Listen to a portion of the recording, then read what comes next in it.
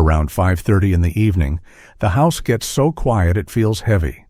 So I sit out on the porch in the same old wooden chair, looking at that cornfield turning gold.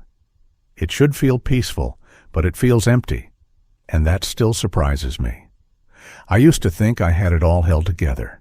Good job, long marriage, a son I'd do anything for. Then little silences piled up. My boy left for college and never really came back. My mom passed, my body started aching, and the house got too quiet to stand. If you've ever sat there and thought, "How did I get here?" then stay with me, because this is what happened when I stopped trying to control everything and finally listened. Part 1. The quiet kind of loneliness. It hits around 5:30 p.m., right when you used to be coming home from work or starting dinner for somebody else. Now it's just you, a plate, and that same chair at the kitchen table. You turn the TV on, not because you care what's on, but because the house is too quiet. The fridge keeps humming, like it's the only thing in the place that still has a job. You look at your phone. It's sitting there face up, like a dog waiting by the door. No calls, no pings, nothing. You tell yourself you're fine, because that's what we do. We've been saying, "I'm fine" for 50 years, even when our chest feels heavy, even when our head won't stop. And the scary part is, nobody argues with you, because from the outside, you look just fine. Loneliness at this age isn't loud. It doesn't kick the door in. It creeps in slow, like dust in the corners. It shows up when you don't have to be anywhere, and nobody needs you at 7:00 a.m. It shows up when you don't hear your name much anymore, not from a boss, not from kids running through the house, not from a spouse calling you to fix something. One day, you look around and you realize the whole world can go on without you, and that thought sits on your shoulders. Retirement does that to a lot of folks, and people don't like to say it out loud. They sell you the idea like it's all fishing trips and golf and freedom. But freedom gets real cold when the days are empty, and you don't know what to do with your hands. You wake up, you make coffee, you sit down, and suddenly it's noon, and you feel kind of ashamed, like you wasted the morning, even though nobody told you what to do. Then you walk out to the mailbox and it's stuffed with ads, coupons, and junk you didn't ask for. No letter from a friend, no note from family, just a stack of paper telling you to buy something. You carry it back inside, and you toss it on the counter next to that pill organizer, Monday through Sunday, all lined up like a little plastic reminder that you're not 20 anymore. And you think, is this it? Is this what my days are now? Listen, I'm not saying this to make you feel worse. I'm saying it because I know how it goes when you keep it to yourself. You start doing the quiet stuff people don't notice. You eat standing up, because who cares? You leave dishes in the sink, because what's the point? You fall asleep in the recliner with the TV on low, because the silence feels too big. You stop shaving some days, you stop calling people back, you stop going places, and then the world gets smaller. And pride plays a big part in it. Let's be honest, a lot of us were raised to not bother people. We don't want to be that guy who's always calling, always needing. We tell ourselves, my kids are busy, my friends have their own lives, I don't want to be a problem. So we sit there and we wait, and we call it giving them space. But it's really fear. Fear of being brushed off, fear of hearing that they moved on. Then the mind starts talking, and it don't say nice things. It says, they don't need you. It says, you were useful. Now you're not. It says, look at you, sitting here with the TV for company. That kind of talk can wear a person down, and if you're not careful, it turns into anger. Not loud anger, just that quiet kind where you get short with the cashier, or you snap at a neighbor, or you stop answering texts because what's the use? You might still go to Walmart, you might still push that cart around the parking lot, but you don't really talk to anyone. You nod at people, you say how you doing, and you keep moving. You go home with your groceries, you put them away, and the quiet is waiting for you, like it always is. That's the part nobody posts about, and nobody brags about at Thanksgiving. So here's the truth. Staying silent makes it worse. I know that sounds too simple, but it's true. The longer you sit in that quiet, the harder it gets to leave it. It's like a muscle. If you don't use it, it goes weak. The phone feels heavier, the front door feels farther away, and the idea of seeing people starts feeling like work you don't have the energy for. But I'm going to tell you something else that's also true. It doesn't take a big move to change the direction of a day. You don't have to join 10 clubs. You don't have to turn into some social butterfly. You just have to do one small thing, on purpose, today. One call, one cup of coffee, one short conversation. That's it. Start easy. Go sit in that porch chair for 10 minutes. Not to think, just to sit. Look across the street at that neighbor's porch light, the one that's always on when it gets dark. That light means somebody's home. Somebody's living their own quiet life too. Then, when you're ready, take the next step, the one that feels a little uncomfortable. Drive to a diner in the morning, not a fancy place, just a place with coffee that tastes like coffee. Sit at the counter if you can, or a booth if that's more your speed. Say morning to the waitress, tip a couple bucks, ask how her day is going, and mean it. That one small human moment can do more for your head than a whole week of sitting alone with the TV. If you can't do a diner, fine. Go to church if that's your thing, not even for the sermon, just for the people. Look at the bulletin board, the one with the flyers and phone numbers. There's always something, a pancake breakfast, a food drive, a little volunteer job that needs 2 hands. You don't have to make it your new life. You just have to show up once and let somebody see your face. And if you're sitting there thinking, I don't have money for this, listen, I get it. You see that Social Security check hit the account, and it's gone fast. Bills, gas, food, meds. But this isn't about spending. It's about moving. A phone call is free. A walk is free. Showing up to talk to someone is free. Loneliness tells you you're stuck. But most times you're not stuck. You're just scared. So do this. Right after this section ends. Pick one person, just one. Put their name in your head or write it on a scrap of paper next to that pill organizer. Then call them or text them and keep it simple. Hey, I was thinking about you. You got a minute? No long speech. No guilt trip. No you never call. Just a small reach, like tossing a rope across a gap. Because that's how you come back, not with a big speech, but with a small step. The quiet kind of loneliness grows in the dark, and it shrinks in the light. So turn one light on today, even if it's just a little one, and let's go from there. Part 2. Retirement money. You don't need rich. You need clear. A lot of folks think money trouble in retirement is about being poor, but half the time it's about not knowing. You can have a Social Security deposit coming in, you can have a little savings, and still feel like you're drowning. That panic comes from the dark, from guessing, from hoping the numbers work out. Listen, hoping is not a plan. You see it at CVS or Walgreens, right at the counter.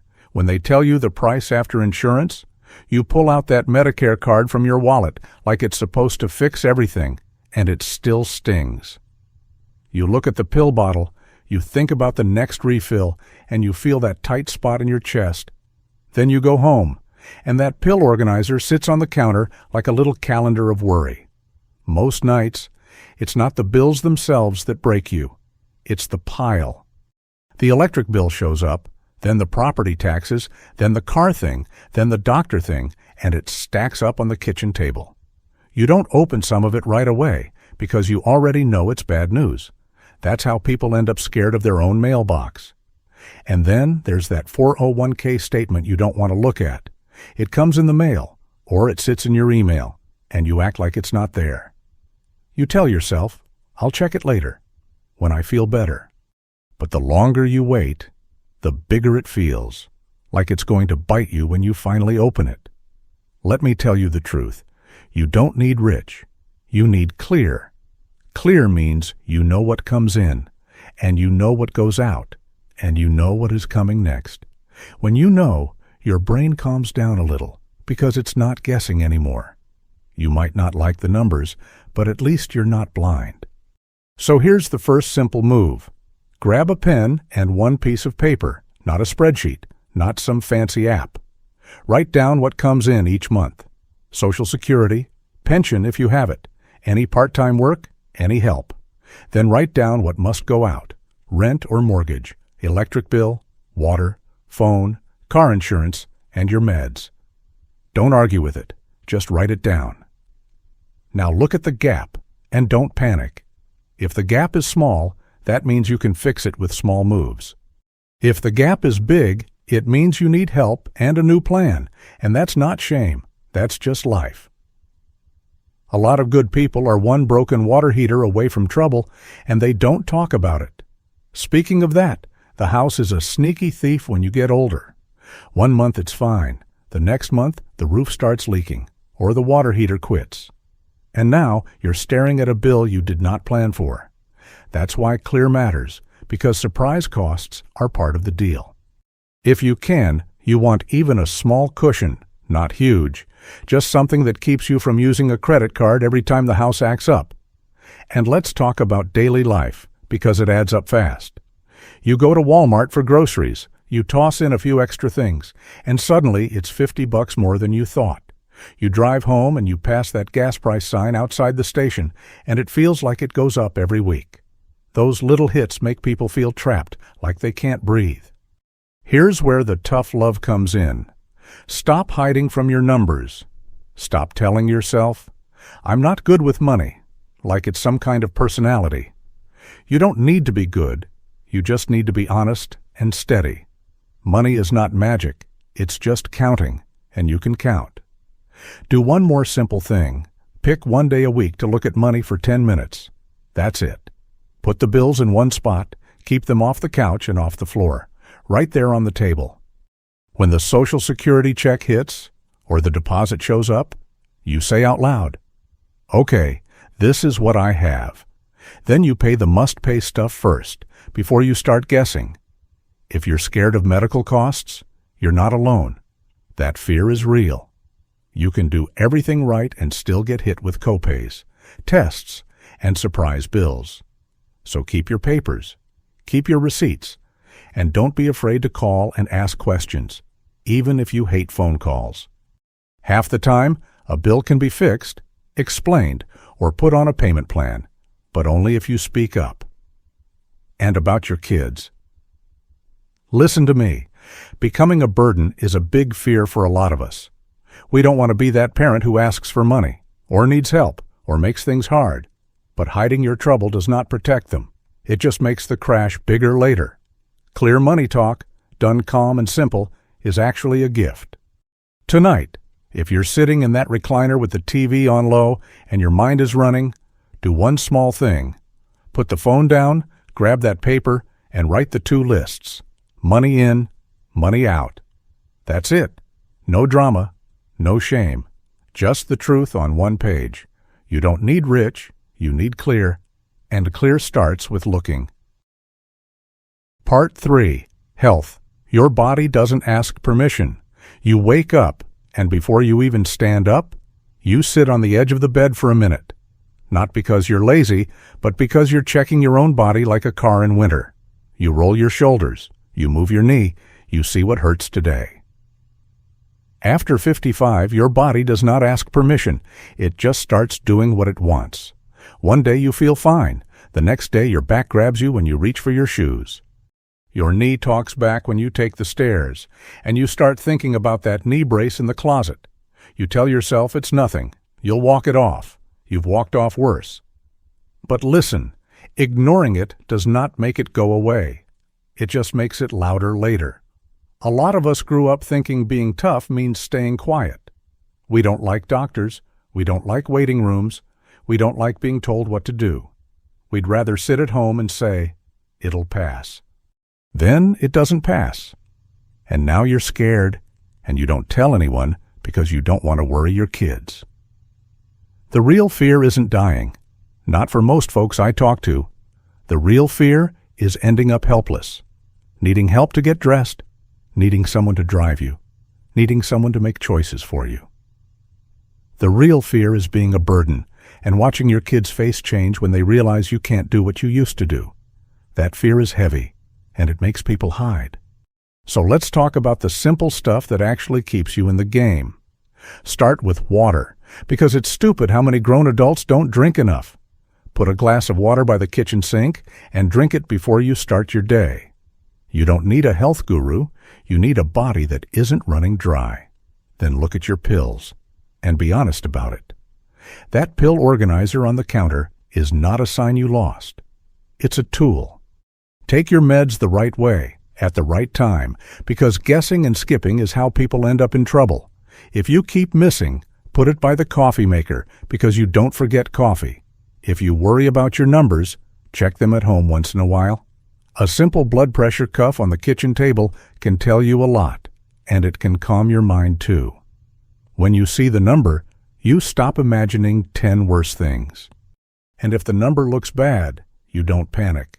You call the doctor. That's what grown folks do. I know the doctor's office can feel like a whole production. You bring your Medicare card, you sign in, and you sit in that waiting room under those bright lights with the old magazines. Then you walk up to the front desk, and they ask for a copay, and it just feels like one more thing. But skipping visits because you hate the process is like skipping oil changes because you hate the mechanic. And don't wait until it's an emergency. That's the part I want to drill into your head. I've done the late-night ER run, and it's not something you want if you can help it. The beeping, the questions, the long wait, the fear sitting in your stomach. It's better to deal with small problems while they're still small. Keep one simple reminder in your life. That paper appointment card on the fridge. It's not fancy. It's not cute. But it works. When you see it every time you reach for milk, you remember. Oh yeah, I've got that checkup. You're not trying to be perfect. You're trying to stay ahead by one step. When it's time to pick up meds, do it like you mean it. Go to CVS or Walgreens. Talk to the pharmacist if you're not sure. Ask the question even if you feel silly. A lot of people mess up meds because they're too proud to ask. Pride is expensive, and it can cost you more than money. Now let's talk about movement, because your body needs it even when you don't feel like it. I'm not telling you to run marathons. I'm telling you to take a slow walk around the block. Walk to the stop sign, then back. That counts. You'll see a neighbor walking a dog. You'll nod, you'll breathe, and your joints will loosen up a little. Sleep matters too, and most people don't respect it until it's gone. You sit there late at night with the TV showing the local news, rubbing your shoulder, telling yourself you'll go to bed after this next story. Then it's midnight, and you wake up tired, and everything hurts more. Turn the TV off earlier, not because you're weak, but because your body heals when you let it. Listen, I'm not trying to scare you. I'm trying to keep you around. You don't have to fix your whole health in 1 week. You just have to stop pretending you're 30 and start doing the small things that keep you steady. Drink the water, take the pills, keep the visit, take the walk, and ask for help when you need it. Part 4, Kids Far Away, Friends Busy. So who's left? You walk out to the mailbox, and it's the same story. A pile of ads, a coupon flyer, a letter trying to sell you a roof, and that's about it. You stand there for a second, like maybe something real will show up if you wait. Then you bring it inside, and you feel that little sting, the one you don't talk about. You sit down and look at your phone, and it's almost funny in a bad way. Missed call. Nobody. No new messages, no voicemail, just silence. Then you get one text from your kid, busy this week, and you tell yourself you understand, even though it still hurts. A lot of our kids moved away. That's the American story now. They chase work. They chase rent they can afford. They chase a life that's not in the same town. And we tell ourselves, good for them. That's what we wanted, right? But the truth is, it changes the whole shape of your days, and your house feels bigger when they're gone. Then your friends start disappearing too. Not in a mean way, just in a life way.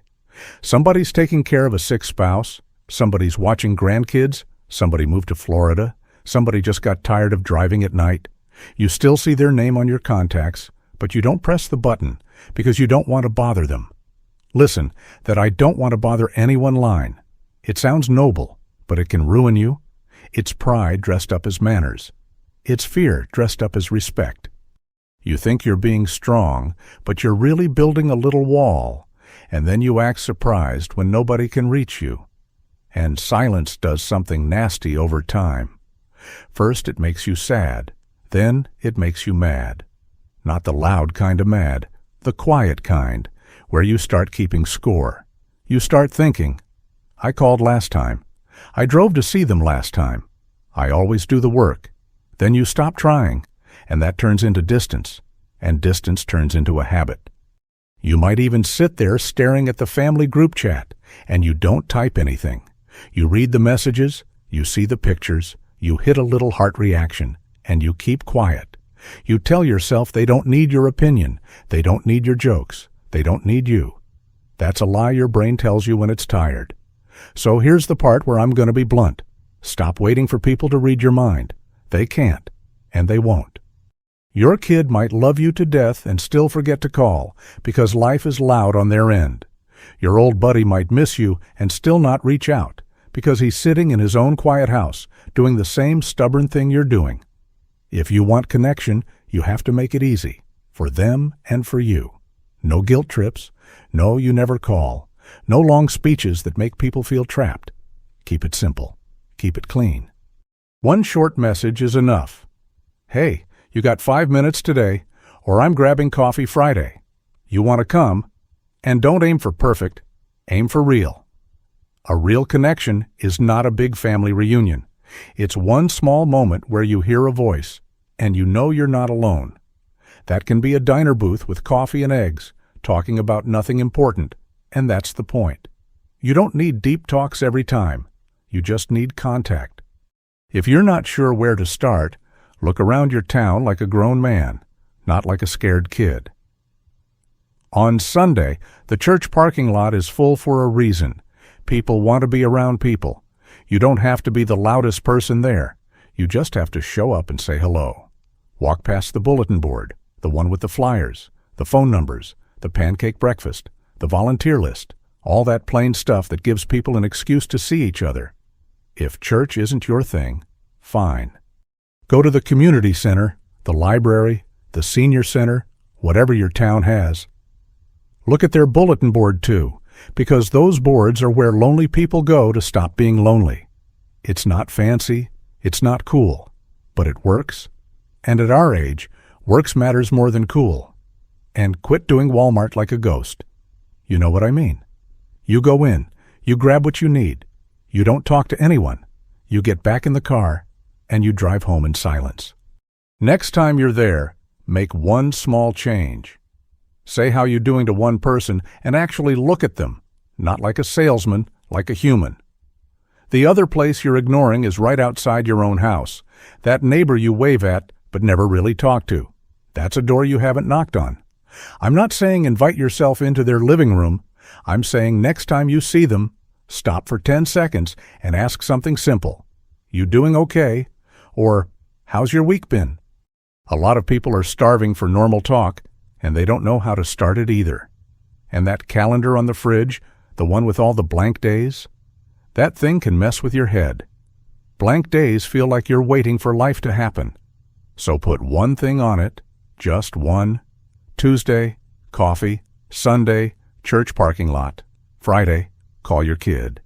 One small plan turns an empty week into something you can step toward. So do this tonight. Pick one person, not 5, not 10, just one. Send one short message. "Hey, I miss you, got time this week," and stop there. If they say no, you don't take it personal. You try again another day, because the goal is connection, not winning. You don't need everybody. You just need somebody. One real voice, one real face, one real good to see you. That's how you pull yourself back, not with big speeches, but with small, steady reaches. Part 5, Meaning of Life. It's not a big answer. It's small work. People love to ask big questions when they feel empty. They sit there and say, What's the meaning of life? Like there's one magic line that fixes everything. I'm going to tell you plain. Most days you don't need a big answer. You need a reason to get up, put your feet on the floor, and do one small thing that matters. I've sat in my garage with an old toolbox, just staring at it like it's going to talk first. You look around and you see a broken door handle or a leaky faucet you've been ignoring for weeks. And you think, what's the point? Because nobody's clapping when you fix it. But that's the point. You fix it anyway, because small work keeps you from sinking. When you sit all day and think, your mind gets mean. It starts digging up old stuff, old mistakes, old regrets, and it plays them on repeat. You start feeling like your best days are behind you, and you're just waiting now. Listen, waiting feels like dying, even when you're still breathing. Meaning is not a thought. It's a habit. It's not something you find in a book. It's something you build in a day. You build it by keeping one promise, even a small one. You build it by doing what needs doing, even when nobody's watching. Look at your kitchen. Look at that list on the fridge. It's never fancy.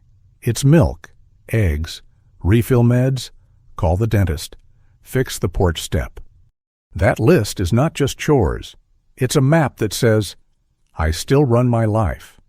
When you cross one thing off, you feel it in your chest, like you're back in the driver's seat. A lot of older folks think they need some grand purpose. They think they need to start a business, write a book, or do something big before time runs out.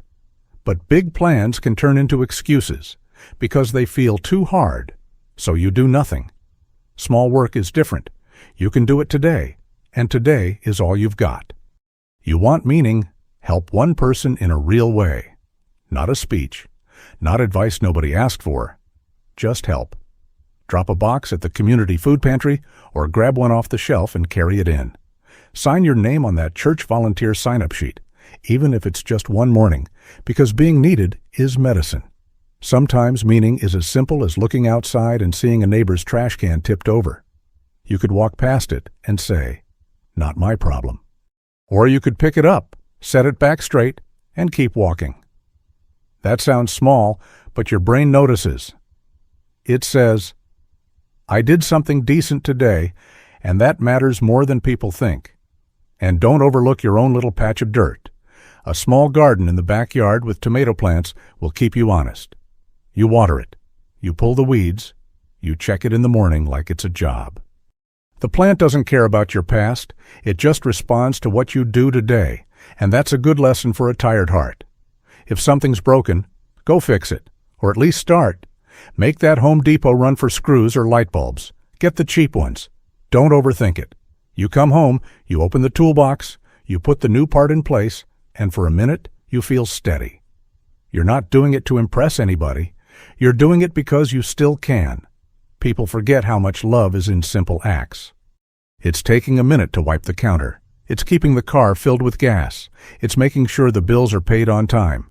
It's calling your kid just to ask how their week is going without turning it into a fight. Love is not a big speech. It's showing up in small ways, over and over. You know where meaning shows up too, in places you don't expect. It shows up in a diner where you leave a small tip, and you know the waitress by name. You ask, how's your mom doing? And you actually listen for 2 seconds. That little human moment counts because it reminds you you're still part of the world. And I'll tell you something personal. A photo of grandkids on the kitchen counter can mess with you in a good way. You look at it and you feel pride, but you also feel that ache because time moves fast. So don't just stare at the photo like it's a museum piece. Do one small thing that connects you to them. Send a short text, mail a card, show up when you can. Here's the straight truth. Meaning is not out there waiting for you to find yourself. Meaning is what you do with your hands, your time, and your care. If you're lost, don't sit there and spin in your head. Go do one useful thing, right now. Fix the handle, tighten the screw, water the tomatoes, sign the paper, pick up the trash can, and then do one more tomorrow. Part 6. The house is too big. The stuff is too much. You ever open the basement door and just stand there, like you're staring into a problem you don't have the energy for? You flick the light on, you see boxes stacked up, and you can smell that old cardboard smell. Then you shut the door again, because you don't want to deal with it today. That's how it starts. One not today turns into 10 years. A big house feels different when you get older. It used to feel like a win, a place for kids, holidays, noise, life. Now it can feel like a job you didn't apply for.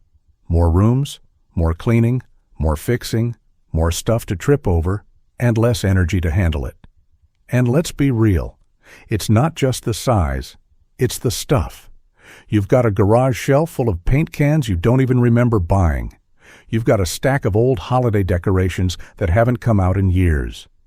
You've got a clogged junk drawer in the kitchen that could probably feed a whole hardware store. Batteries, rubber bands, screws, keys you don't know what they open. Here's the part people don't like to admit. Clutter messes with your head. When you see piles, your brain feels like it's behind, like there's always a mess waiting. You sit down to relax, and your eyes land on a stack of boxes, and your chest tightens a little. That's not peace. That's low-grade stress. Every day. It's also straight-up dangerous. A trip hazard by the stairs is not just annoying. It can break you. One fall at this age can change your whole life. People think, that won't happen to me, until it does. And then you're stuck in a chair, asking for help because you didn't want to move a box. And money gets tied into it too. You get a property tax bill in the mail, and you feel it right away. You think, I'm paying all this to live in a house I don't even use. Then something breaks, like the water heater, and you go down there and you can't even reach it because there's junk in the way. Now the problem isn't just the heater, it's the mess blocking your own home. So why do we keep all this stuff if it's making us tired? It's not because we love mess, it's because of guilt. We say, I paid good money for that, or that was your mother's, or I might need it someday. We keep things because throwing them out feels like admitting time passed, and people left, and life changed. Sometimes it's pride too. We don't want anyone to see the basement, the attic, the garage, because it looks like we lost control. So we keep the door closed, and we tell ourselves we'll handle it later. But later gets crowded, and then later gets heavy, and then later turns into never. And grief sits in those boxes. I know that. You pull out a dusty cardboard box with old photos, and your throat tightens. You see a face that's gone. You see a kid who's grown. You see a Thanksgiving table with people who aren't coming back. It makes you want to put the lid back on fast because it hurts. Listen, the stuff is not the person. That photo is a memory, but the box is just cardboard. Keeping every object does not keep the love alive. It just keeps you stuck. You can honor people and still make room to breathe in your own house. I'm not here to shame you. I'm here to help you get free. And freedom starts small. Not with a full weekend, not with a dumpster, not with a big declutter challenge. You start with one box, one drawer, one corner. Set a timer for 20 minutes and stop when the timer ends, even if you feel like you should do more. Pick something easy first, like that junk drawer.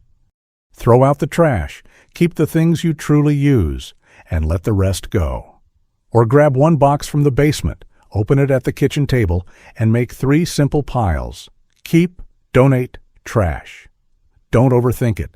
Don't tell stories about every item. Just decide.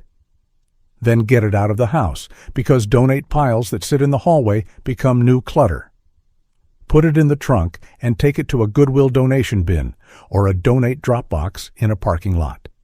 If your church has a rummage sale sign out front, that's another easy place because somebody will use what you're done with. You might see a moving sale sign in the neighborhood and feel a little weird, like that sign is pointing at you. Maybe one day it will, and that's not failure. Downsizing is not losing. It's choosing peace.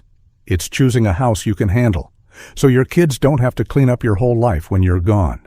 So do one thing today. Just one.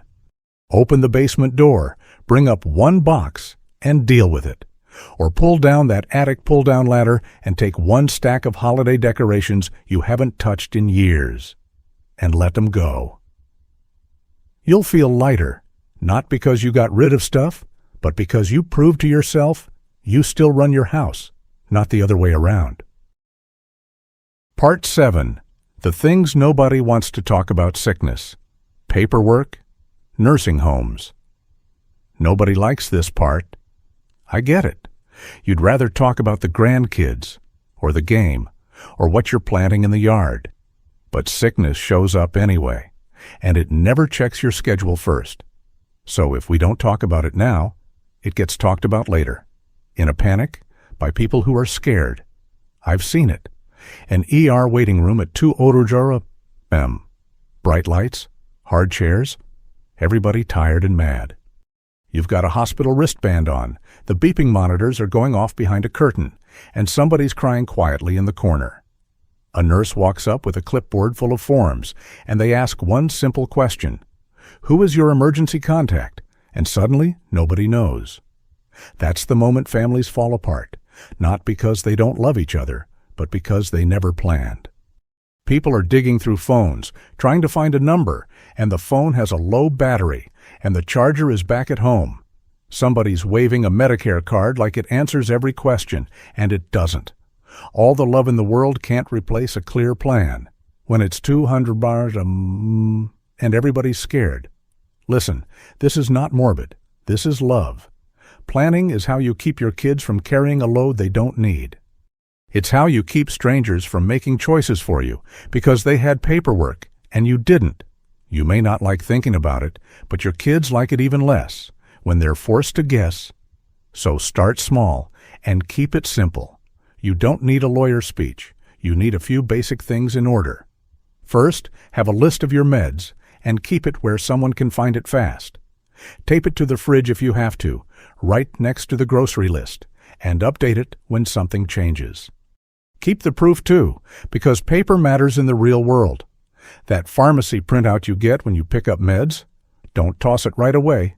Put it with your list, so if you end up in a hospital, you're not trying to remember names and doses while you're tired. Memory gets fuzzy under stress, even for the sharpest people.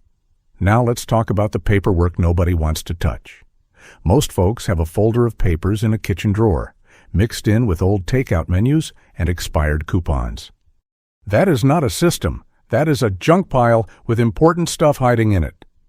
Take one folder, label it, and put the key papers in one place where somebody can find them without a treasure hunt. There are 2 papers that matter a lot, and I'll say them plain.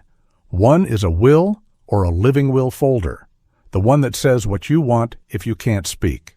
The other is power of attorney, the paper that lets someone speak for you and make choices when you can't. You don't have to love the idea, but you do have to choose someone you trust and write it down. If you don't do that, here's what happens. Your kids argue or your siblings argue, not because they're bad people, but because everyone thinks they know what you would want. Then the hospital staff has to follow rules, and those rules don't care about your family history. In the end, a stranger's process can decide your life, just because you didn't want to fill out a few pages. And yes, we need to talk about nursing homes and assisted living, because pretending it won't happen doesn't make it disappear. Sometimes you need help after a fall, after a stroke, after a surgery that took more out of you than you expected. Assisted living is not a punishment. It's a tool, and for some folks, it's the safest option. Planning early means you get to choose instead of being forced into whatever has an open bed. I've seen people keep an assisted living brochure on the table for months and never open it. They walk past it like it's a dirty word.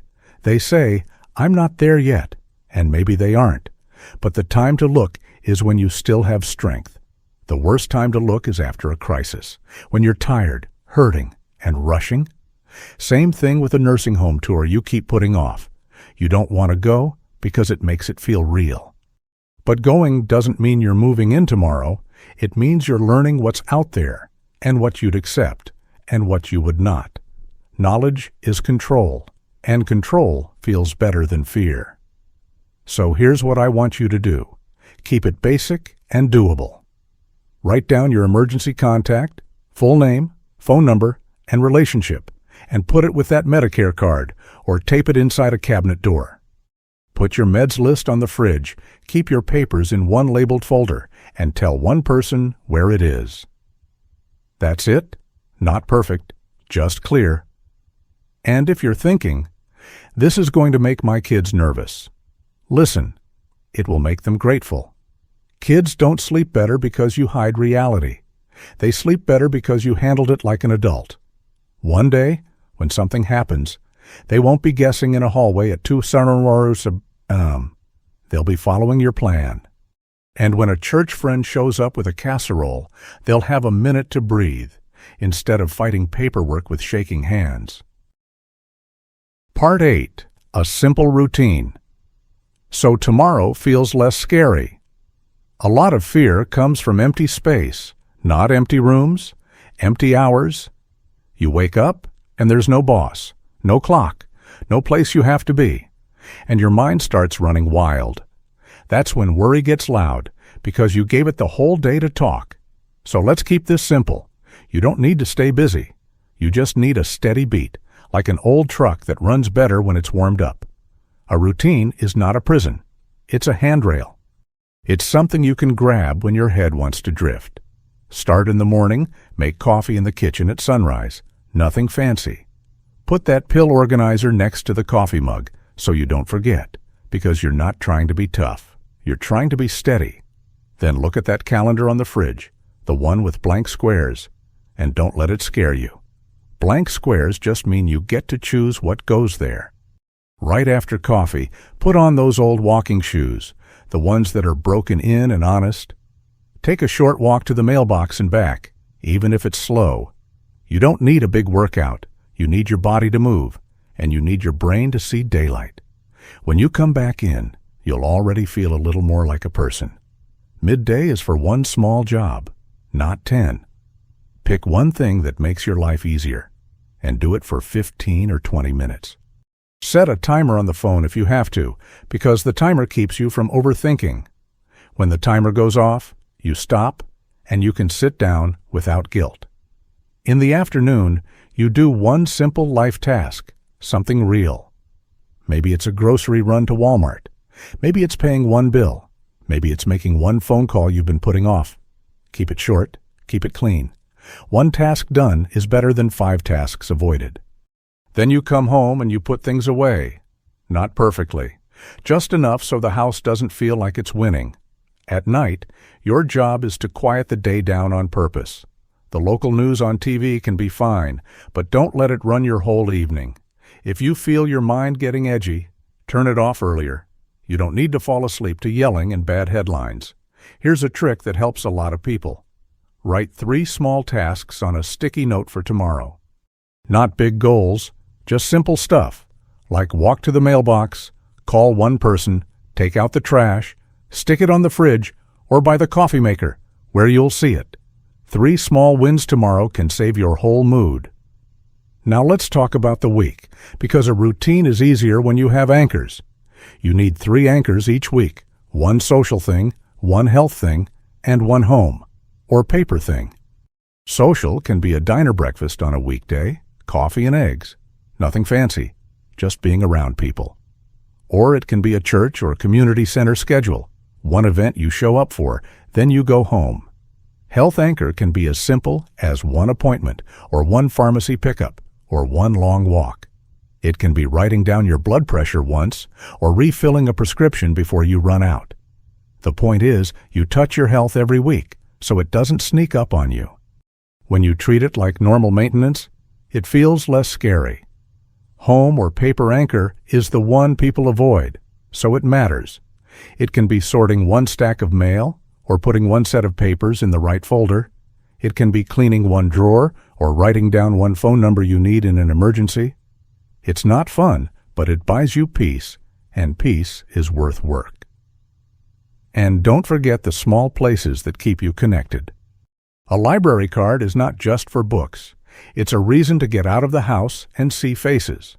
A quick stop at the library, a hello at the front desk. That counts. You don't have to make new best friends. You just have to stop living like you're invisible. When the day is done, turn the porch light off at night, check the lock, and let the day end. Then go to bed with the TV off, because sleep is part of the plan too. Laying there with noise in your ears keeps your mind spinning, and you don't need that. Quiet at night is different than loneliness. It's rest, if you let it be. Listen, you don't need to fix your whole life. You just need to save your next day. A simple routine won't solve everything, but it will give you a floor to stand on. And when tomorrow feels less scary, the day after that gets easier too.